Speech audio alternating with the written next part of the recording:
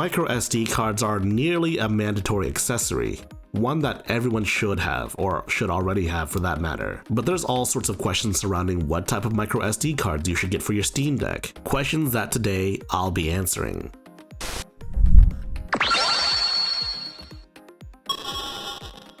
Welcome back to the Steam Deck Masterclass. This episode is all about micro SD cards. This isn't just about what micro SD card you should use, but how you can use them and how you can save space on your main SSD. Many people tell you that you should buy a micro SD card for your Steam Deck. It's the easiest way to expand your Steam Deck storage, and they're 100% right. Because yes, you could buy an SSD to put inside of your Steam Deck, and it would be a lot faster, but it is more of an involved process, requiring you to take the back off of your Steam Deck and then unscrewing a bunch of screws and then installing your SSD, all without accidentally messing up your Steam Deck internally. If you're comfortable working inside of small electronics like mobile phones and also like stuff like the Steam Deck, then by all means. But if you're not someone that's skilled with electronics, then I wouldn't recommend doing it. Compared to that, buying a micro SD card and just sticking it in your micro SD card slot is super simple. So first, let's talk about where you should store your games. Should they be on your micro SD card slot, or should they be on your SSD? Obviously, storing games on your SSD makes them load a lot faster. But as far as I know, there aren't any games on PC that require the use of SSDs, and there aren't any games that actually perform better FPS-wise on an SSD compared to an SD card. If you choose to install your game on your SD card, the only thing that suffers is your load times. But even then, smaller, less demanding games like indie games,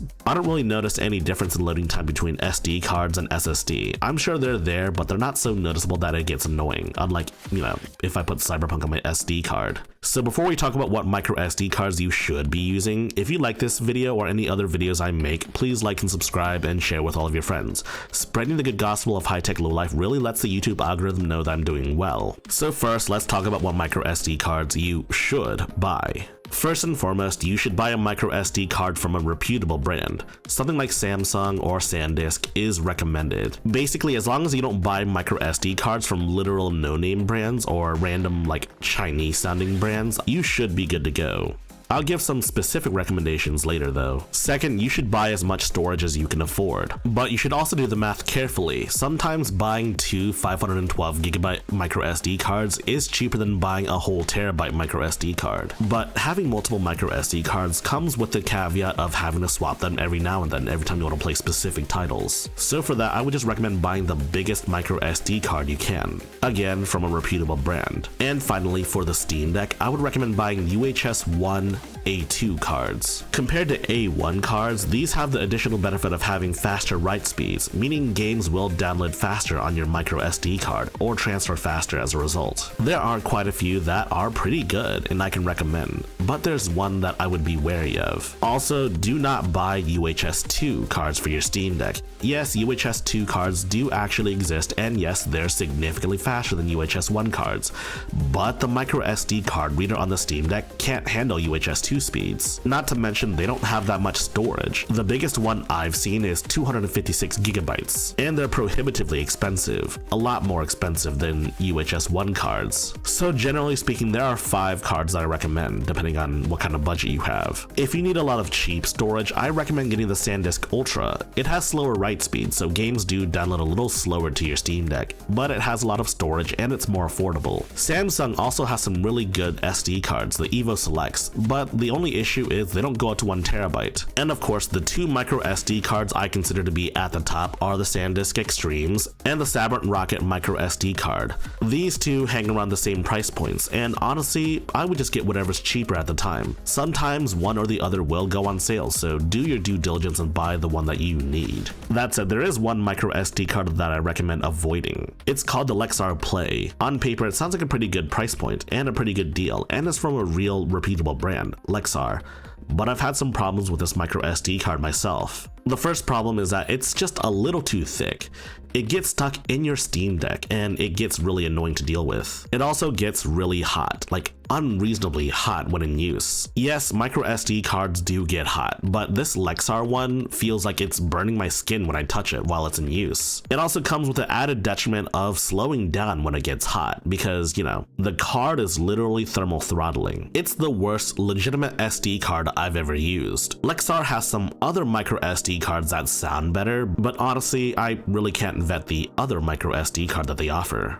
Also, before I forget, if you format your microSD card in your Steam Deck, you will not be able to put it in your Windows PC without formatting it. Your Steam Deck formats your microSD card in an ext4 format, meaning that your Windows PC, by default, will not be able to read it. If you do insert it in your PC will prompt you to format it because it can't read it. Now, I've tried looking for Windows ext4 drivers that I can actually use, but if I had to be honest with you, I had no luck with any of those drivers whatsoever, so you're basically not going to be able to read it, basically. There's also DeckMTP, which is supposedly getting an update that'll work with the current version of SteamOS. I'll report more on this DeckMTP update when the time comes. So yes, you've successfully selected your microSD card, hopefully one of my recommendations, but even if you didn't, let's just hope that you didn't get a fake anyways. Let's be perfectly frank, sometimes Amazon gets fake SD cards mixed in with their real SD cards, and sometimes you may get fake SD cards shipped out to you.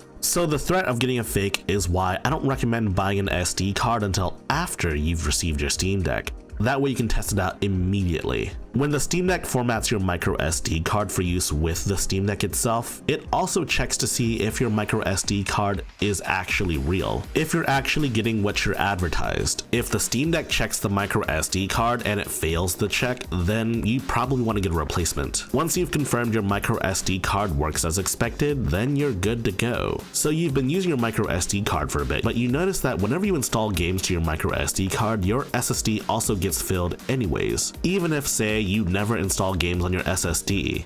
What gives? Why is this? This is due to your Steam Deck having something called shader cache and compatibility data on your SSD. This ensures the game performs at their best even when the game data itself is installed on your SD card. This used to be a much bigger issue back then, back when the Steam Deck had 64 gigabytes of storage as its lowest option. Filling up your internal storage all the way to the maximum is disastrous, to say the least. At least that's how it used to be. I'm not entirely sure if they've ever fixed this issue, but it is worth mentioning. But nowadays, shader cache is a lot smaller than it used to be, roughly about 60% smaller than it used to be on average. So on the topic of shader cache and compatibility data, you can move both of those onto your microSD card, but I really wouldn't recommend it. For smaller games, it's probably fine, but for bigger titles, anything modern AAA, I wouldn't recommend it because there's a lot of stuttering. So that's why I don't really recommend moving your shader cache over to your microSD card, ever. So we talked a lot about using your microSD card in an official capacity with Steam titles, but there is a little known fact: you can use your microSD card for non-Steam games.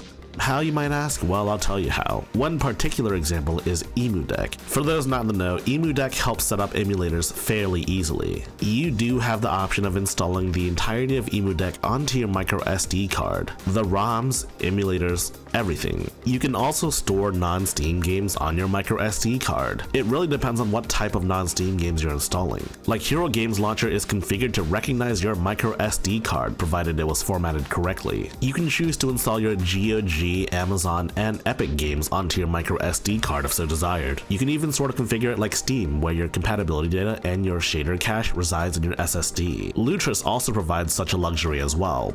We haven't really talked about Lutris, and that might come in a future video once again, but yeah. Even the Genshin Impact launcher that I really like that you guys insist isn't necessary also has this feature as well. MicroSD cards are obviously the single most important accessory you can buy for your Steam Deck. Yes, microSD cards are a fair bit slower than SSDs, that much was a given, but they make up for it in ease of use, ease of accessibility, and ease of just unplugging it and plugging it back in. That's right, I forgot to mention, you can hot swap microSD cards. You can hot swap microSD cards while the Steam Deck is still on, assuming of course you're not running any games off of any microSD cards at the moment. Yes, it seems kind of silly to make a 10-minute video on microSD cards, especially a primer on microSD cards given that most people know what microSD cards are. But you have to remember that the Steam Deck Masterclass is an all-encompassing guide for Steam Deckers of all skill levels, whether you're a beginner, an intermediate Steam Deck user, or an advanced Steam Deck user.